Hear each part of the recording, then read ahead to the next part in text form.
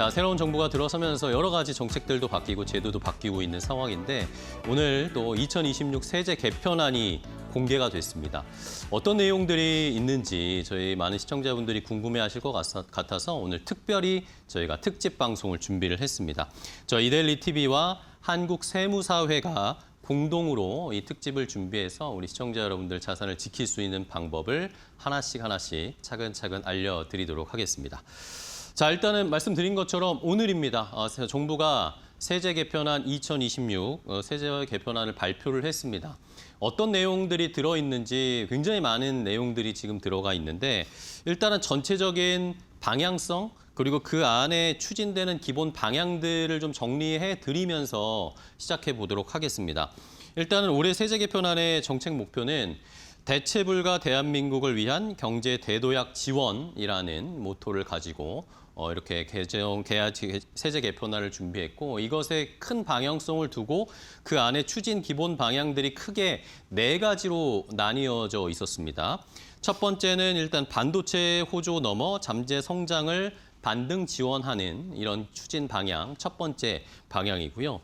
두 번째는 또 서민 중산층을 위한 세제 개편안인데 서민 중산층 또 청년 등 민생 지원, 지방 우대 지원 정책을 포함한 세제 개편안이 포함되어 있습니다. 그리고 세 번째는 공정 과세를 위한 조세 개혁 추진. 어쨌든 과세 제도를 조금 더 공정하고 합리적으로 바꾸겠다라는 그런 의지가 담겨져 있었고요. 마지막은 세제 합리화 및 납세 편의의 제고, 조금 더 구체적이고 디테일한 내용들이 마지막 4번째 추진 방향에 포함되어 있는 상황입니다.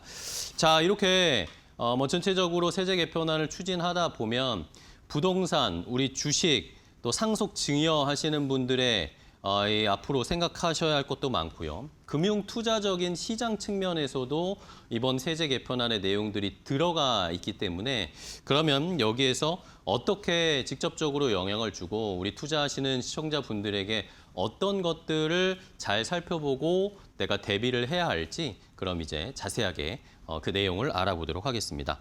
일단은 오늘 저희가 정부 세제 개편안을 알려드리는데 전체적인 큰 방향성은 아마 크게 달라지지 않을 것이다라는 게 이 부동산이나 세무 전문가들의 이야기이고요. 그 안에 국회 심의와 시행령 개정을 거치면서 구체적인 아주 디테일한 세율이라든지 적용 대상, 시행 시기 정도는 좀 달라질 수 있다라는 것은 참고를 하시면서 시청자분들이 함께 시청을 해주시면 감사하겠습니다.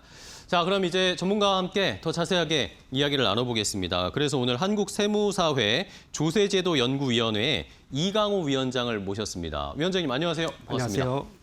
네, 반갑습니다. 우리 시청자분들께 좀 인사 좀 먼저 부탁드릴게요. 네, 그 한국세무사회 조세제도연구위원장을 맡고 있는 이강호 세무사입니다. 안녕하세요. 네, 반갑습니다. 자, 이강호 세무사님과 조금 더 자세하게 그럼 하나씩 이야기를 나눠보도록 하겠습니다. 일단은 세제 개편안에 여러 가지 중요한 것들이 많지만 요즘 아무래도 주식의 시대입니다. 네, 주식 그렇죠. 투자를 워낙 많이 하시고 네.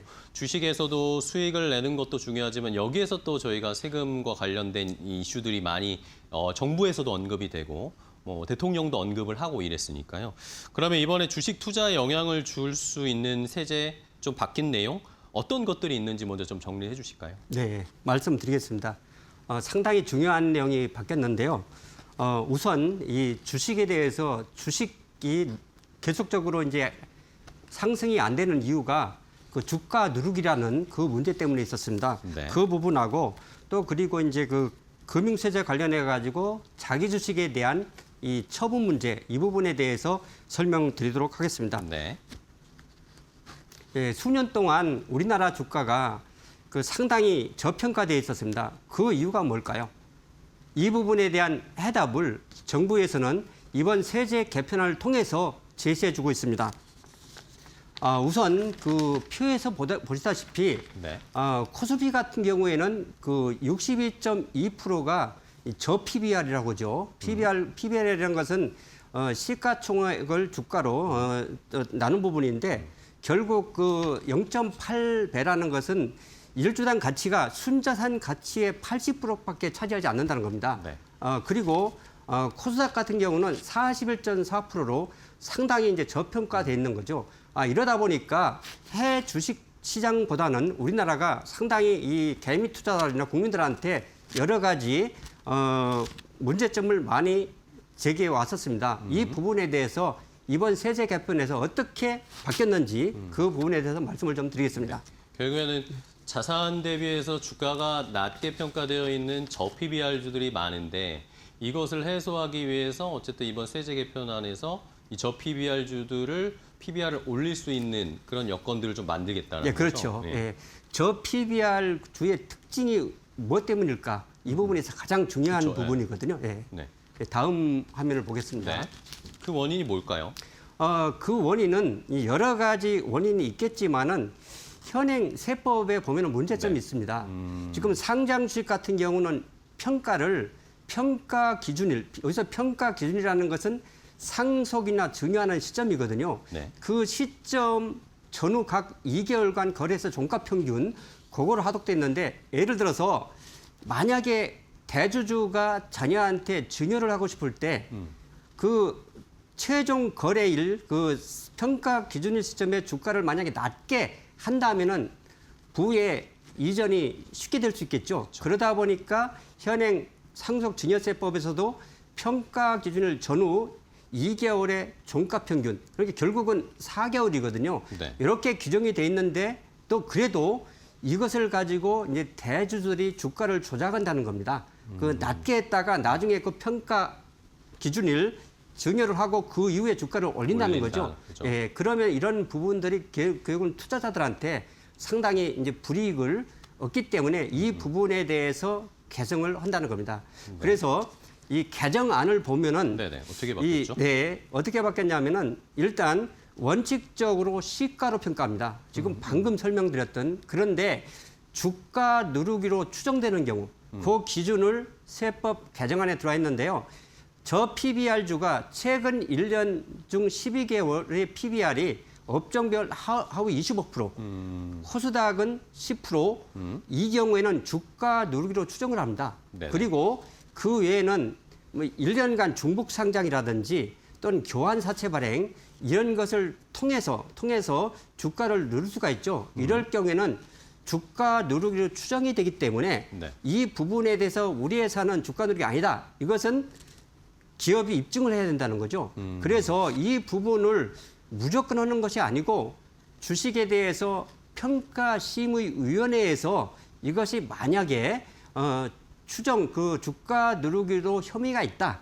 그럴 경우에는 이 요건에 해당되는 경우에 이제 평가해서 주식을 새로운 방법에 따라서 적용을 한다는 겁니다. 네. 그래서 평가심의에서 주가 누르기 심의 확정을 해서 여기 화면에 보시다시피 네네.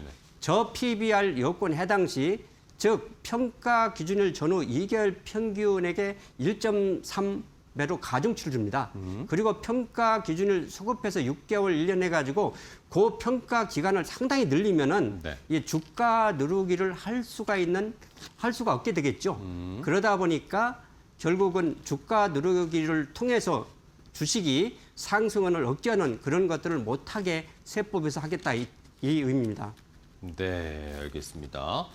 자, 그러면은 실제로 이게 효과가 있을 거라고 보세요? 결국은 지금 평가 기간을 이제 4개월로 했을 때보다 네. 4개월로 하면은 4개월간 주가를 누르다가 5개월 이제 증여를 하고 나서 승계를 하고 나서 올릴 수가 있잖아요. 그런데 이 기간을 늘려서. 상당히 늘린다고 하면은 네. 이게 보면은 한 7년 정도를 늘어납니다. 네네네. 그러면은 주가를 실질적으로 이게 조작하기가 상당히 좀 어려워질 거라고 판단이 됩니다. 인위적으로 어쨌든 누르는 것을 방지하기 위함인데 어쨌든 세무사님이 보시기에는 네. 어느 정도의 효과는 좀 있을 것이다. 왜냐하면 그 기간을 길게 늘려놔 봤을 때는 결국에는 그 가격을 인위적으로 조작하기가 상당히 힘들 것 같습니다. 네. 네, 알겠습니다. 자, 그러면 이번에는 또 세제 개편안 안에서 자기 주식 과세 체계 이것도 정비가 됐다라고 이야기가 나왔던데 네네. 이 내용은 뭔가요, 네. 변호사님? 이 자사주라고 통칭 말하는데 네네. 이 부분에 대해서 그 과세상 상당히 여러 가지 문제점이 있었습니다. 네. 그래서 현행 제도에서는 법인이 만약 과세할 때는 처분 시의 양도 차익에 대해서 자기주식 처분 이익을 과세를 했었습니다. 네, 그렇죠. 그런데 개정 안에서는 자기주식 처분 이익이나 자기주식 처분 손실을 자본 거래로 본다는 거죠.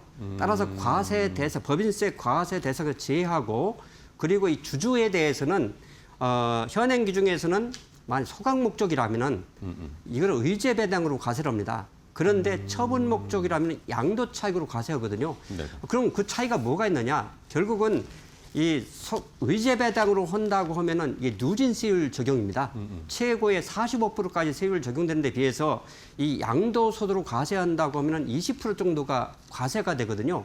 그러다 보니까 실질적으로 이것을 자본 거래로 과세한다고 하면은 상당히 세부담이 증가하겠죠. 네. 그리고 현재 그 26년도 3월 달에 네네. 이 자기 주식에 대해서는 그 밸류업 정책의 일환으로 그 반드시 취득하고서 1년 이내에 의무적으로 특별한 사유가 없는 한 의무적으로 그렇죠. 소각해야 소각하도록 되어 있었죠. 예, 그러다 보니까 이 부분을 세법에서 반영을 한 것 같습니다. 알겠습니다. 자, 그러면은 증시 관련해서 좀 살펴본 내용들은 일단은 뭐 큰 것들은 보이는 건 이 두 가지 정도였고 네. 이제는 조금 더 이제 투자자분들이 체감할 수 있는 걸로 얘기가 들어가면은 생산적 금융 ISA, 그러니까 개인 종합자산 관리 계좌가 지금도 있긴 있는데 네, 네. 그렇죠? 근데 생산적 금융 개인 종합 자산 관리 계좌가 신설됐다라고 또 내용이 들어 있더라고요. 요거는 뭐 어쨌든 비과세 혜택을 좀 늘리는 것 같던데 어떤 네네, 내용인지 한번 그렇습니다. 볼까요? 네. 그 정부에서 계속 이제 발표했다시피 그 국민성장 펀드라는 거 아시죠? 네네. 이 부분에 대해서 이제 생산적 금융이라는 것은 지금 뭐 바이오라든지 로봇이라든지 반도체 이쪽을 집중 육성을 하기 위해서 이제 뭐 우리 국민들이 펀드를 모아가지고 네네. 이제 투자하자는 거잖아요. 네. 그러면은 그 부분에 대해서 이제 세제 혜택을 주자는 거죠. 정부에서 일정 부분 손실도 이제 보전을 해주고 그런 부분이 있기 때문에 어떤 이제 통상적으로 이제 문제가 됐던 부분이 이 생산적 금융으로 국민의 어떤 자본이 투입된 거 아시고 부동산이나 이 해외 자산 쪽으로 많이 쏠리다 보니까 국내 어떤 성장에 상당히 문제가 많이 있다고 판단했습니다. 네네. 그래서 그러한 하기 위해서 이 생산적 금융에 대해서는 여러 가지 세제 혜택을 주는데 그 부분이 바로 여기에 나와 있는 부분인데 네네. 특징은 일반 ISA 이 부분에 대해서는 이 저율 분리과세를 하거든요. 네네. 분리과세라는 것은 이제 종합과세를 하지 않고 그런데 이 생산성 금융 ISA 부분에 대해서는 이자나 배당에 대해서 전액 다 비과세합니다. 상당히 큰 혜택이죠. 그쵸. 그리고 이 부분에 또 이제 청년한테는 거기에 더불어 소득공제 10%까지 해줘요. 그러니까 청년 입장에서는 이 자본을 축적하는데 상당히 효과가 있다 이렇게 생각이 됩니다. 네, 알겠습니다. 일반 ISA보다 네, 어쨌든 납입 한도도 좀 늘어나는 것 같고요. 네 그렇죠. 예. 1억이었는데 2억까지 네, 한도도 2억까지 늘어납니다. 예. 늘어나고 세제 혜택은 여기에 예를 들면 생산적 금융 ISA에서 뭐 ETF를 투자했는데 거기서 네, 그렇습니다. 수익이 났다거나 아니면은 뭐 배당을 받는데 그걸 아예 비과세를 해준다. 수익금이나 배당에 대해서 비과세를 해준다는 거죠. 네, 네. 그런 식으로 확대가 좀 됐다라는 거. 뭐 이것도 이제 개인 투자자분들 같은 경우에는 많이 관심을 좀 가지실 것 같습니다.